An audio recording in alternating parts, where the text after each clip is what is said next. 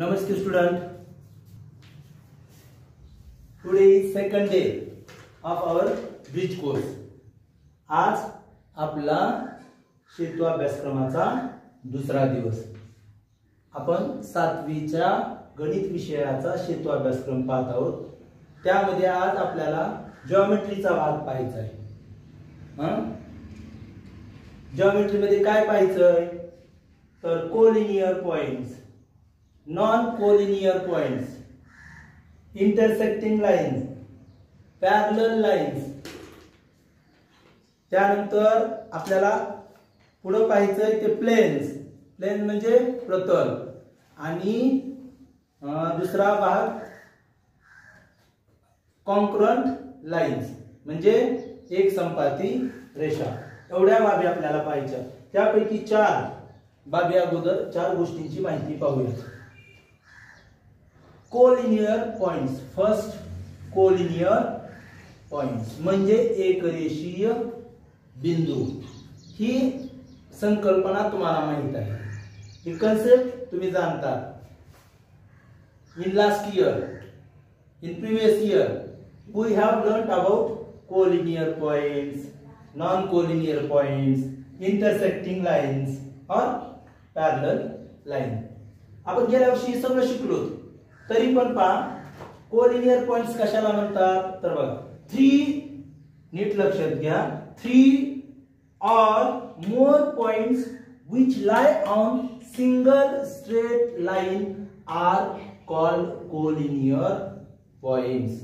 म्हणजे 3 किंवा 3 or more, 3 किंवा त्यापेक्षा जास्त, मग 4 असतील, 5 असतील, 6 असतील, points which lie on single straight line, एकाच सरळ रेषेवर असतील, are called collinear points. त्यांना आपण काय म्हणतो एक रेषीय बिंदू असे म्हणतो. सपोज नीट लक्षात घ्या. आता मी हातानेच काढतोय की नाही, रुलरचा वापर केला पाहिजे लाईन काढताना. पण मी हाताने काढली. हे पहा, ही एक लाईन आहे आणि या रेषेवर A, B, C, D, E हे पॉइंट्स आहेत. हे बिंदू दिलेले आहेत. A point, B point, C point, D point and E point. All these points are lie on same line, एकाच straight line. या सरळ रेषेवर आहे. So these are means point A, point B, point C, point D and point E are collinear points. Collinear points म्हणजे हे बिंदू कसे एक रेषीय बिंदू आहे, कारण ते एकाच रेषेवर आहे. किती सोपं आहे. एक रेषीय, एका रेषेवर असणारे बिंदू. समजलं. आता दुसरा जो भाग आपण पाहणार आहोत, सेकंड कन्सेप्ट इन जिओमेट्री. हे जिओमेट्रीतल्याच कन्सेप्ट आहे. त्या सुद्धा आपण फर्स्ट व्हिडिओ मध्ये पण पाहिलं की पॉइंट, रे, लाईन सेगमेंट. तसंच कोलिनियर पॉइंट्स आहेत आणि नॉन कोलिनियर पॉइंट्स. इथं तुम्ही लक्षात घेतलं असेल, लगेच लक्षात आलं तुमच्या नैक रेषीय बिंदू. आपण शिकलोत पण गेल्या वर्षी, त्यामुळे काही तुमची अडचण असणार नाही. तर बघा, points which do not lie on the same line are called non-collinear points. हे बघा, याचा अर्थ काय. Points which do not lie on same line, असे पॉइंट्स की जे एकाच रेषेवर नसतात, त्या बिंदूंना काय म्हणतो आपण नैक रेषीय बिंदू. एक रेषीय, एका रेषेवर. नैक रेषीय, एका रेषेवर नसलेले. आणि म्हणून हे पहा, या ठिकाणी एक रेषा काढतो मी. काही जणांच्या आपल्या मुलींच्या मनात येत असेल, सर आम्हाला म्हणते पट्टीने रेषा वळा. आपण म्हणजे पट्टीने ओढत नाही, पण रुलरचा वापर करणंच योग्य. आता बघा, इथं मी लिहितो L. M, N, O, P. या ठिकाणी मी काही पॉइंट काढलेले आहेत. किंवा रेषा असावीच असं नाही, असं सुद्धा काढू शकतो मी. L, M, N, P, O. हे लक्षात घ्या तुम्ही. दोन्हीही प्रकारे मी तेच पॉइंट फक्त इथं रेषा काढली, इथं समजण्यासाठी. इथं कुठे रेषा आहे असं म्हणाल म्हणून मी असं काढले. आलं लक्षात? बघा, points which do not lie on same line are called non-collinear points. मग त्यांना आपण नैकरेषीय बिंदू म्हणतो. आहे का रे बाबा? L, M, N, O, P एकाच रेषेवर आहेत का? आहेत का? म्हणून point L, point M, point N, point O and point P are non-collinear points. But listen carefully. L, M, O. These are collinear points. L, M and O. कारण एकाच line वर आहेत ना ते आहेत. पण हे 5 आहेत का? कोलिनियर नाही. These are non-collinear points. समजलं असेल. म्हणजे लक्षात घ्या, एकाच रेषेवर असले तर एकरेषीय बिंदू आणि एकाच रेषेवर नसतील तर नैकरेषीय बिंदू. त्यानंतर पुढचा भाग आपला इंटरसेक्टिंग लाईन्स. आता इंटरसेक्टिंग लाईन्स म्हणजे छेदणाऱ्या रेषा. तुम्हाला माहित आहे छेदणाऱ्या रेषा. मी वरचं पुसू का? छेदणाऱ्या रेषाचं वर लिहितो पुन्हा, आपल्याला थोडं खाली लिहायला अडचण होते. हे पहा, नीट लक्षात घ्या.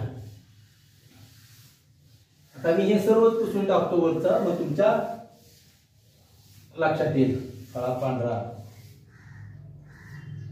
इकडे लक्ष द्या. आता इंटरसेक्टिंग लाईन्स. इंटरसेक्टिंग लाईन्स याबद्दल बघतोय, फक्त त्याची फिगर वर काढतोय. पहा,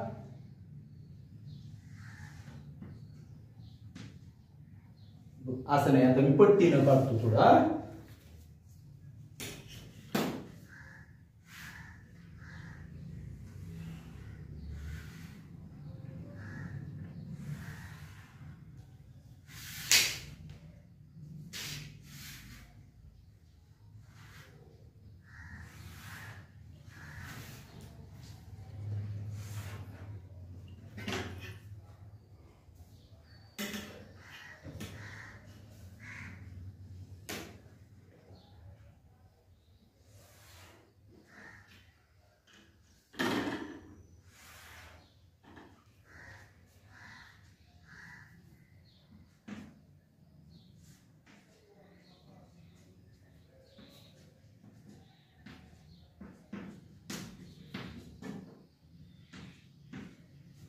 Figure 1, Figure 2 and Figure 3.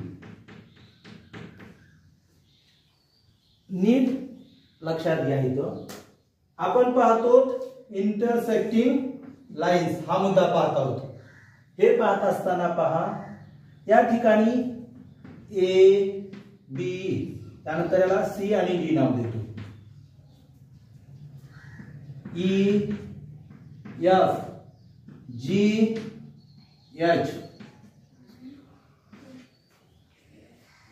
M, N, X आणि Y. प्रत्येक आकृतीमध्ये मी 2 रेषा काढलेल्या आहेत. There are 2 lines in each figure. First figure, line AB and line CD.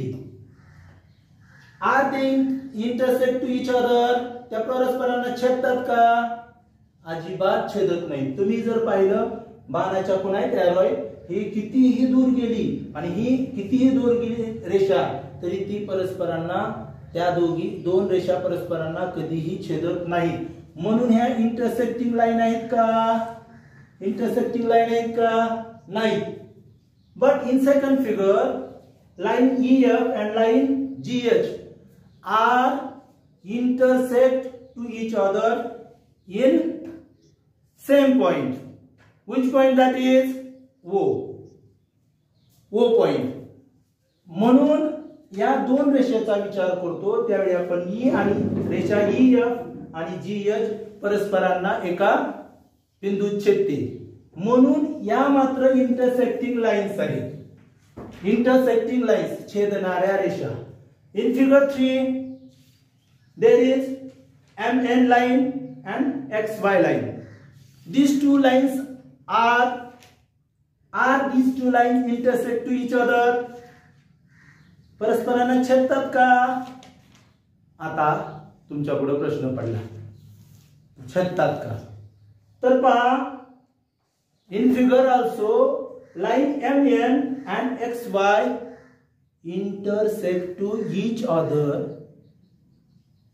ह्या सुद्धा परस्परांना छेदतात जरी तुम्हाला आता त्या दिसत नसल्या. तर पहा, ही XY लाईन XY जर आपण इन्क्रीज केली, वाढवत नेली आणि MN सुद्धा आपण लाईन MN वाढवली, तरी असा एक पॉइंट येणार आहे, असं एक ठिकाण येणार आहे की ज्या ठिकाणी त्या परस्परांना छेदणार आहे. प्रथमदर्शनी आपल्याला ते इंटरसेक्टिंग लाईन्स नाहीत असं वाटतात, परंतु त्या इंटरसेक्टिंग लाईन्स आहेत.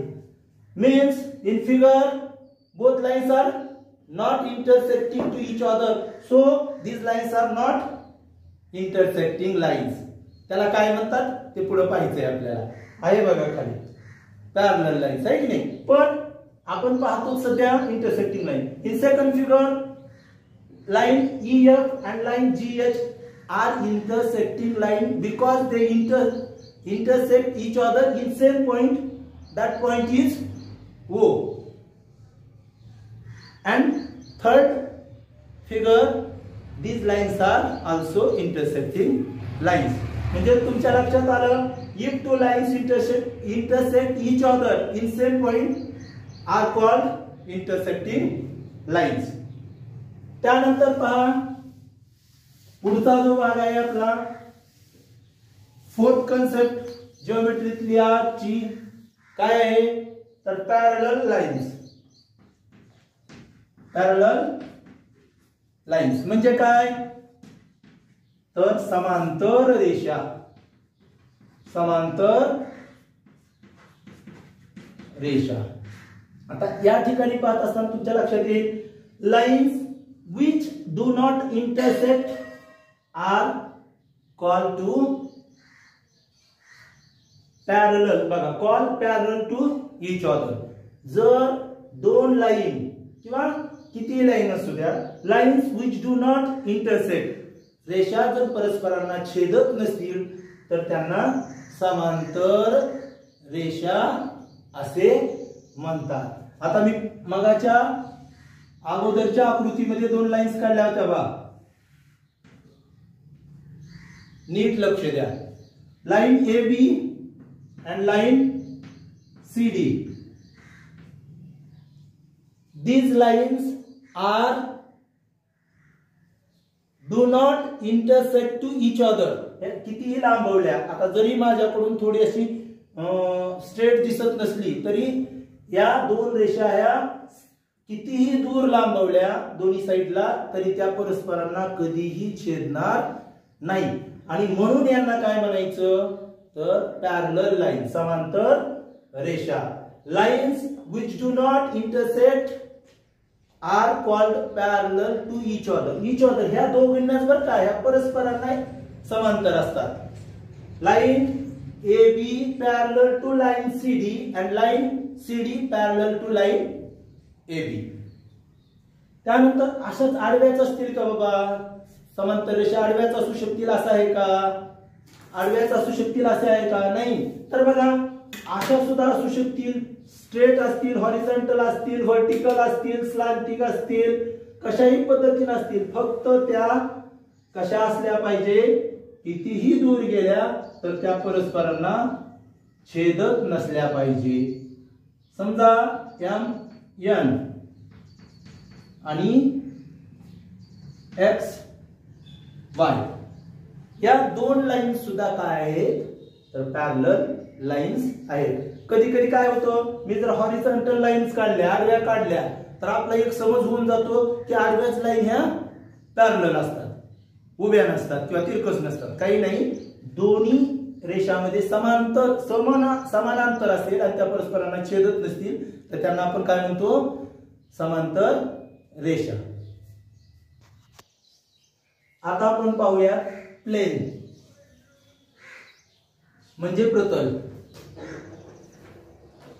पुढची कन्सेप्ट आहे प्लेन. अगोदर पहा, in mathematics a flat surface is called plane. In mathematics a flat surface is called plane. गणितामध्ये सपाट पृष्ठभाग म्हणजे प्रतल असं म्हटलं जातं, पण it is actually infinitely on all side. Infinitely on all side म्हणजे काय, परंतु वास्तवता खरोखर ते चारही बाजूला, ऑल साइड्स सर्व बाजूंना अमर्याद असतं. अमर्याद म्हणजे ही बाजू कितीही लांब जाणार आहे आणि ही पण बाजू कितीही लांब जाणार आहे, वरची बाजू कितीही दूर आहे, खालची बाजू कितीही दूर आहे. हा एवढा दाखवलेला भाग म्हणजे प्रतल नव्हे, म्हणजे प्रतल नव्हे.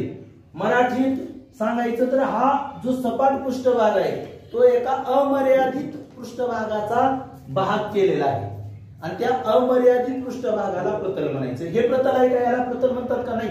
अमर्यादित पृष्ठभाग आहे असा. हे असं वाढवत गेलो, हे भाग असाच वाढवत गेला, आपण डावीकडचा, राईट साईडचा, लेफ्ट साईडचा, उत्तरेचा, दक्षिणेचा जर वाढवत गेलो तर तो कितीही वाढणार आहे, तो अमर्याद भाग आहे. त्या अमर्यादित भागाचा हा एक छोटासा भाग आहे आणि त्या अमर्यादित भागाला प्रतल म्हणायचं, याला नाही प्रतल म्हणायचं. आता तर लक्षात आलं का तुमच्या मराठीमध्ये? ऍक्च्युअली हा मर्यादित नसतो, अमर्याद भाग असतो, त्याला प्रतल म्हणतात. प्रतलाचं नाव एक अक्षरानं. We can write name of plane is plane H. Plane H. इथं नाव दिलं एच तर प्लेन एच, तिथं नाव दिलं प्लेन पी तर प्लेन पी. अशा पद्धतीनं आपण प्रतलाचं नाव लिहू शकतो. आलंय का लक्षात तुमच्या? आणि शेवटचा भाग आजचा आपला कॉन्ग्रुएंट लाईन. कॉन्ग्रुएंट लाईन, एक संपाती रेषा. If two or more lines pass through the same point, they are called congruent lines. जर दोन किंवा दोन पेक्षा अधिक रेषा एकाच बिंदूतून जात असतील, आता बघा, line A B, line C D and line EF passes through same point. That point is suppose O. So these lines are congruent line, म्हणजे या रेषा एक संपाती रेषा आहेत. नीट लक्षात घ्या, जर दोन किंवा अधिक रेषा एकाच बिंदूत छेदत असतील, एकाच बिंदूतून जात असतील, तर त्या रेषांना एक संपाती रेषा असे म्हणतात. म्हणून line A B, line C D and line E F, these are congruent lines, एक संपाती रेषा आहेत. आणि एक संपाती रेषेच्या बाबतीत हे बघा, पॉइंट ऑफ कॉन्ग्रुएन्स. आता तो सांगतो आणखी एक मुद्दा. त्या एक संपाती रेषा कोणत्या बिंदूत परस्परांना छेदत आहे? ओ. म्हणून त्याला एक संपात बिंदू असं म्हणतात. Point of congruence. काय म्हणतात? Point of congruence. मग लक्षात घ्या, दोन असो, इथं आपल्याला काय सांगितलंय, two or more than two, दोन किंवा दोन पेक्षा अधिक रेषा जर परस्परांना एकाच बिंदूमध्ये छेदत असतील तर त्या रेषांना एक संपाती रेषा म्हणायचं. आणि ज्या बिंदूत त्या छेदतात त्या बिंदूला संपात बिंदू असे म्हणतात. तर आज आपण या ठिकाणी भूमितीतल्या बऱ्याचशा कन्सेप्ट बद्दल माहिती पाहिली, तुम्हाला समजली असेल, जरा व्यवस्थित लिहून काढा. धन्यवाद.